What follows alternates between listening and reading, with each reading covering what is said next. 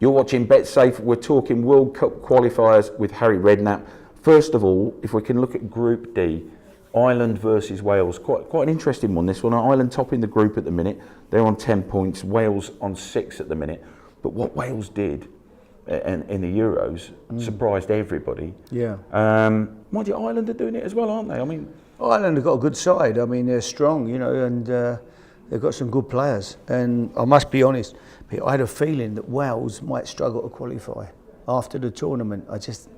I looked at them, they punched way above their weight, in my opinion. It was a fantastic tournament for them. But I'm not sure they can, you know, they're so reliant really on Gareth Bale. Ramsey's back as well, which is important for them. But I mean, I'd have to go Republic of Ireland. I think we'll take all the beating at home. They play with, you know, quite a lot of championship players in either side. But again, well, you know, we'll come on to Northern Ireland shortly, but internationally, they're managing to do it, aren't they? Yeah. You know, both sides. Yeah. Oh, yeah. I mean, again, you know, they both had good Euros. You know, and Martin's got a good group there. I think they're strong. I think he's got some good players. So it wouldn't surprise me. I think they'll certainly qualify. And they're obviously in a much better position than Wales at the moment. I could certainly see them, you know, this weekend beating Wales. It wouldn't surprise me. If I had to have a bet again, I think I'd be with the Republic. Are you surprised at the resurgence in some of the smaller nations? Because, you know, this is like the old days, isn't it? You know, when you get to a tournament and, you know, Wales are there, Northern Ireland are there, the Republic are there, England are there. Yeah. You know, hopefully Scotland. Yeah, Scotland have got it all on. But, you know, I mean, for me, the biggest, even though what he's done with Northern Ireland has been fantastic, isn't it? You know, for them to qualify Northern Ireland as they did do so well in the Euros, I couldn't see them getting a point, in all honesty, before the tournament. And they did fantastic. And, you know, again, they're going along okay again. And I think that is just amazing what's happened with them. It's been a great story. With the Republic versus Wales, I mean, you know, some people joke and they call them Bales instead of Wales. I mean, Yeah. is it that you mentioned Aaron Ramsey? I mean, it isn't just a one-man side, is it? I mean, you know, even no, they've got Robson, some good Carnu, players. Yeah, well, he can't get in West Brom's team, really, can he? But he had a great, you know, he scored a couple of great goals, didn't he, in the Euros? So, you know, he came to life in that. Then he got his move, and again, he's not been playing, but scored the weekend. But no, I think they are reliant on Gareth Bale and Ramsey. They're two big players for sure. You know, Joe Allen's you know, playing well at Stoke as well, which is good. So yeah, they're a good, you know, and the system suits them. They play three at the back, play with the wing backs. Suit Davis and plays inside there for Wales. The left side is centre half, playing left back at Tottenham at the moment because Danny Rose is injured. But no, I like the shape of the team, and they're well organised, obviously. But I still, if I had to, you know, put my name to anybody, I think I'd go with the Republic this weekend at home. The home advantage is going to be big for them. And Martin will like that. He will like the test. Oh, he'll be jumping up and down that touchline like a loony, you know, and shouting and screaming, I suppose, and getting the best out of his players. That's what he does. And Roy Keane putting his money where his mouth is, because he's given a lot out to Mourinho, hasn't he, over the last couple of weeks? Yeah. Roy will just be sitting there, you know, looking at the players, looking like what a load of crap he is, you know. I think he looks, you know, like when he's been a good player, obviously, I think he does tend to look at other people and don't think they're particularly good. But they're an odd. You look at the pair of them, you're a bit like the odd couple together, really, aren't they, Martin and Roy? But they've been successful, and you know, Roy's a good manager in his own right, I think, given the opportunity. So I'm sure they've done very well so far, and I'm sure they'll continue to do well. Scotland, Slovenia. Gordon Strachan has defied the odds, really. Stayed in the job. You know, the SFA have stayed with him. Yeah. And, you know, he's got a good thing going there, him and Mark McGee, although the results haven't... Yeah, Mark's just lost his job as well. It's a team spirit that they've built up. You know, they haven't got the biggest draw of players. No. You know, they've looked far and wide, but... You know, has Gordon been to blame, or you know, can he only work with what he's got? He can only work with what he's got. You know, Pete. You know, as I've said to you many times, this game is You know, Wales have got a decent. Wales have suddenly got some excellent players. One world-class player made the difference, and they suddenly. Republic of Ireland suddenly, you know, you look at them, they've got a good group of players, got some good players. It's all about good players. Gordon at the moment, the Scottish, you see Scottish football. How many, you know, years ago, every team in England, any good team was full up with players from Scotland. Now there are none. You know, there are none. They've gone. Where they've gone, God knows. You know, no one can put their finger on it. But so Gordon can only do with what he's got. You know, we're sitting here talking at Exeter Racecourse. There was a trainer downstairs called Paul Nichols, one of the great trainers, top trainer. You know, every year at Cheltenham, winner after winner after winner after winner. This year, he scraped one winner in the last day. Why? Because he hasn't got the horses at the moment that are top. He's got good horses. And it's no different to being a football manager. You need the best. If you've got good players, you've got a chance. You haven't got good players. I don't care who you are, how clever you think you are. You can put Pep Guardiola at Sunderland. They still get relegated this year.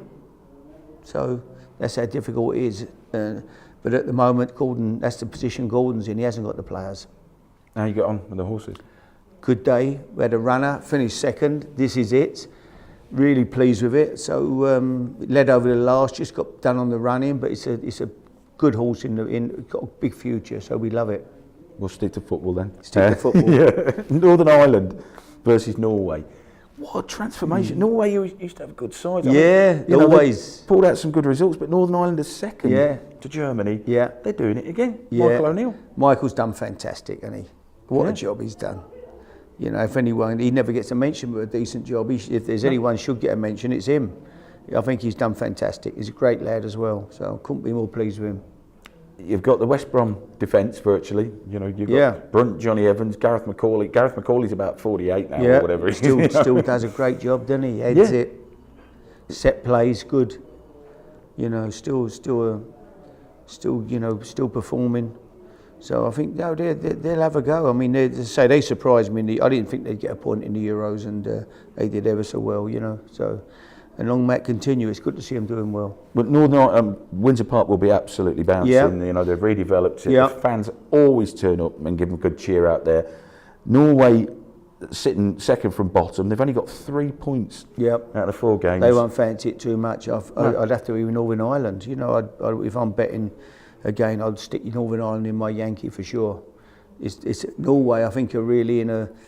I don't know if they're in a rebuild or what, but at the moment they're short of good players. As you said earlier, Pete, there used to be lots of Norwegian players playing in the Premier League. Southampton had a group of them, you know, Lundekam and people like that. You know, there was loads of Norwegians around, but at the moment I think they're desperately short of quality. They tell me they've got some decent young players, but they're not ready yet. So I think Northern Ireland will be too strong for them at home.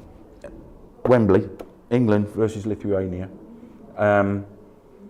Well, I was going to say, well, you'd fancy a win there, but it's England. We'll beat Lithuania. You'd think so? Yeah, Lithuania. No, I couldn't see. We can always beat Lithuania. We beat San Marino. We can beat the Faroe Islands, no problem. I think we could beat Canvey Island. You know, the Isle of Wight. But we beat all them teams in the qualifiers, but it's when we get to the tournament we've got to do it. And hopefully this year or next year, you know, when the next tournament, 2 years or whatever it comes round, Gareth will have a team there.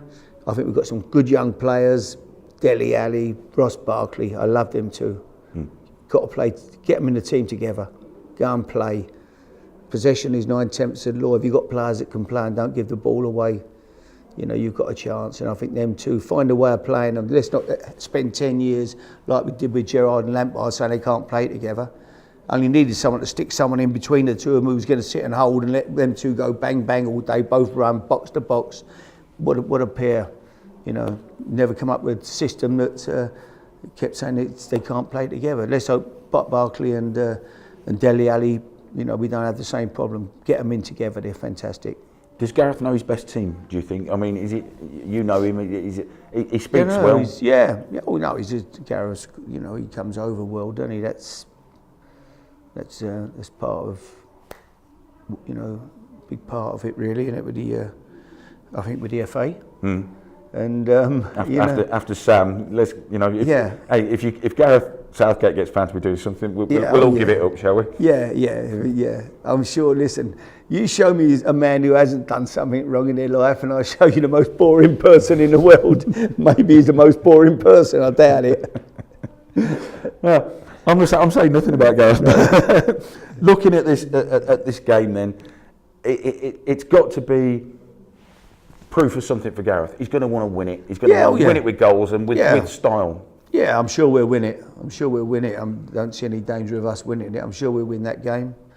But I still think we'll probably get beat by Germany, and then in a friendly. But it doesn't matter. We always win the group anyway. We finish top of the group. We have you look at everybody's record, Capello's record, Roy Hodgson's record in qualifying. We're playing inferior teams. They're poor teams. We beat all them teams, no problem. When we get to a tournament, then we get beat up by other bad teams like Iceland. So it's what happens when we get to a tournament. I don't know if we'd go to pieces for some reason every time.